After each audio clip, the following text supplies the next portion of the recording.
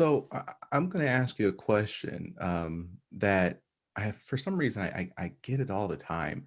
Um, so you are writing your first book, right? You wrote your first book, has your stories in it, but you're not John Maxwell. You're not Elon Musk. You're not all those people. I've heard so many people over the years as I talk about, trying to, go further in their career or nominate themselves for awards and things like that. They like to say, well, I don't have a story.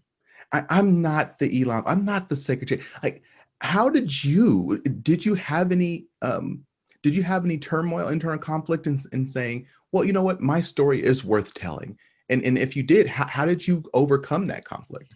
That's a very good question, especially considering that I'm an introvert in my personality type. And that matters. I think everybody listening should understand what their personality type is, because it does help you to understand and accept why you are the way you are. So I've always been one to more eschew the spotlight.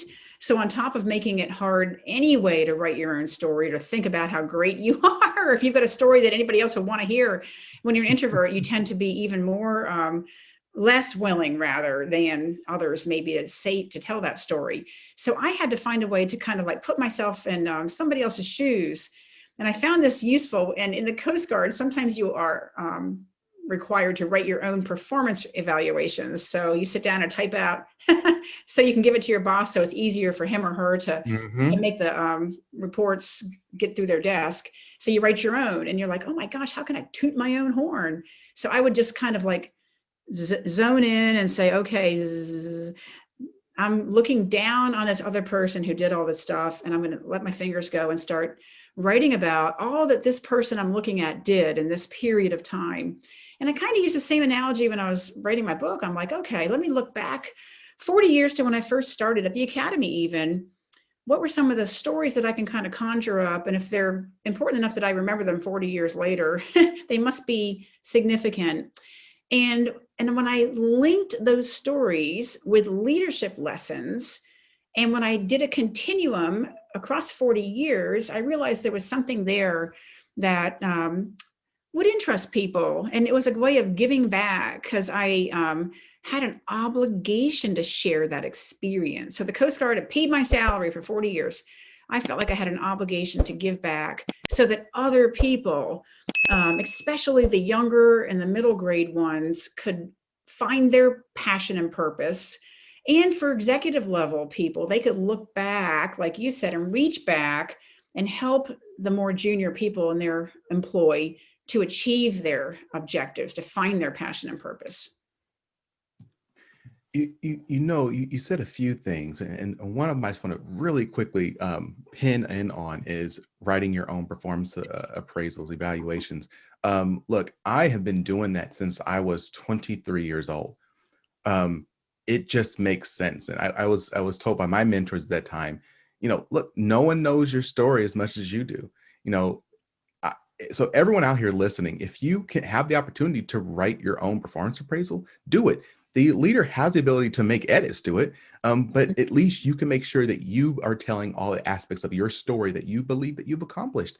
And I also love how you talked about this really wasn't about you, right? How can I help others? How can my story help others? And so it wasn't necessarily self-focused. And I mean that's what I'm hearing. Is that what I'm? Yes, but I will say, though, for the benefit of all your listeners, for whatever their stage and age might be, when I was younger, my focus was different. My locus of control was more internal. I was looking more at myself, because it's normal when you're a young person coming out of college, coming out of high school, coming out of wherever you come out of, you're going to be focused more on your own immediate success and getting, your own house in order. But it's very normal as you go through your life, your personal life and your professional life, to come to inflection points. Everyone's going to come to inflection points. To go back to our nautical analogy, it's a change in the course or the track line where you've got to make a choice on where you go next. And that's normal. And you should embrace those inflection points as opportunities to change your focus. So as I got more senior and I'd already done what I needed to do to get my own house in order, I wanted to help others get their house in order. So it's very normal progression, but people starting out should be more focused on themselves and getting their career, their personal life grounded, build the foundation, and then you can start to build the blocks that help others, that, build a room for somebody else who needs that space, put in more features on your life's house that are inclusive, that help bring others in. Hello, everyone. This is Alex Tremble from GPS Leadership Solutions. And if you found this last interview to be awesome, spectacular, and actually you benefited from it, let me tell you, this is only the tip of the iceberg. Visit the alextrembleshow.com, information below in the description, and that's where you'll find the full uninterrupted interview. And I'm telling you, there's so much great content you'll hear from this past leader, as well as all the other leaders we've already interviewed. So remember, don't just look back, reach back.